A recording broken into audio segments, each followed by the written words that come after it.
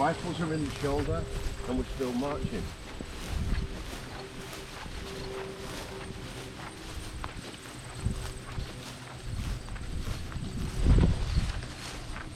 And this was just all wide open. It was no corn. Might have been maybe weed or something, but low, probably low. It was all low. It was just rolling countryside at the time. You'll be able to see it better when you go up and look at the diorama this afternoon. Okay.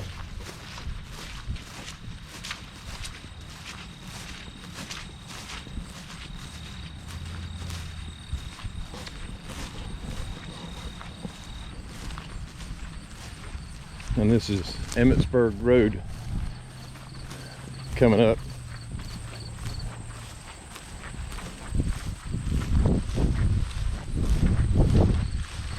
Okay, so now we've got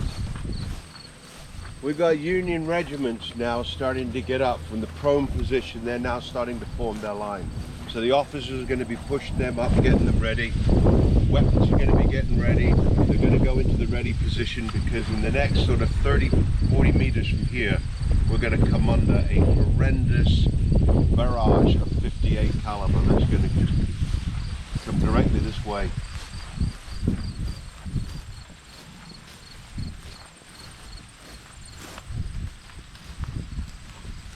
So in the front ranks of the Confederate lines now, where we haven't been able to see the enemy before, and all we have been able to see on the whole march up to here is just the constant white puffs of smoke as cannon has been firing. Now we're starting to see what is in front of us. Regiments of people all compact in. Lee's plan hasn't worked. Nobody has moved. The strength that's up there, they can see it. Regiment after regiment. The 27th Pennsylvania is right up in front of us right now, all shoulder to shoulder, all in the kneeling and standing position. They've got a 4-foot stone wall in front of them. So we got guys in cover in the firing position behind the 4-foot stone wall. We got guys standing behind them ready to go. 2 ranks for as far as we can see from the copse of trees to the left of the angle. We are heading directly towards that, and they are all primed and ready. And we're marching in formation, and we've got to get around over this fence. They now can't, we're going to go through the opening what here. we do, but Yeah. but the folks that were here that day, they couldn't go. The fence was here. They had to get over it. They'd been marching in formation abreast. Yes, that's and it. So at this point now, this is where it all goes to rat shit. Okay, we got people getting over. Now small arms fire. There is just one great big line of white smoke. Ranks firing, and it's just a constant ripple of 58 caliber Springfields just coming straight down. People are getting hit climbing over. People are getting knocked back.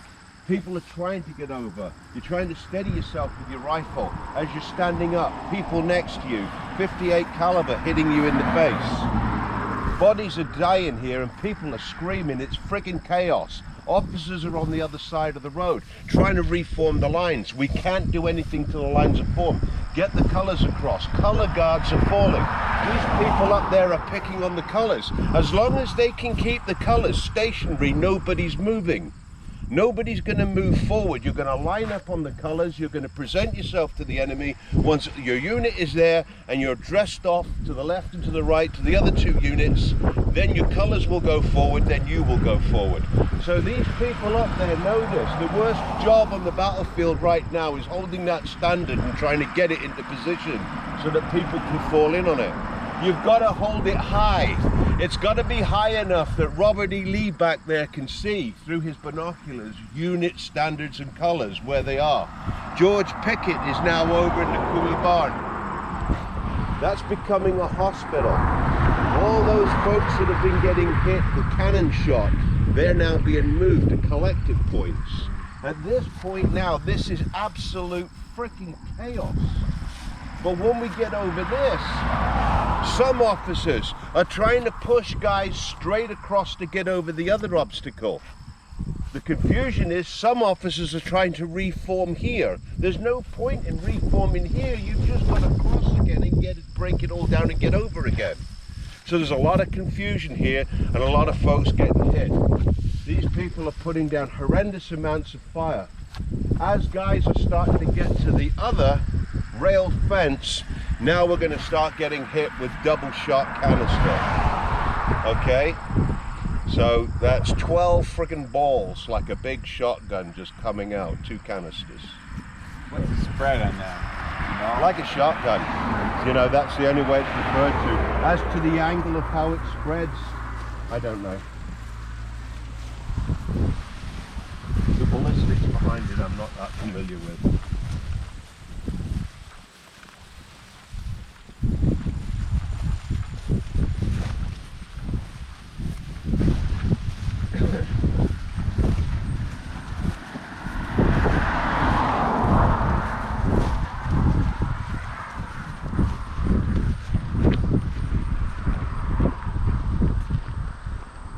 Sure, they would have appreciated Gates in those days. What? I think they would have appreciated Gates on that day. So eventually we've now got across. We're taking horrendous casualties. We're now going to go into the double time. Okay, rifles are now out of the shoulder, bayonets are already fitted, but we now present the rifles from the hip, and we're going to go into double time. So from here, it's basically not going to be as controlled. Units are going to be pushing up further than others depending on what fire we're taking, but basically from here to the copse of trees or to the left of the angle, this distance here is all double time.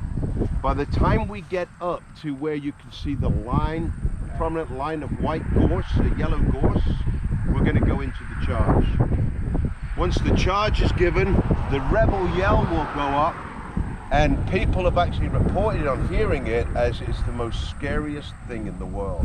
When you've got these people that have come through this, remember you've hit them with solid shot, you've now hit them with 58 caliber, you're hitting them with canister, they still have the balls to get over this fence, stand to attention, stand in line, present themselves to the enemy while their colors are in position, then they're moving off at the double time.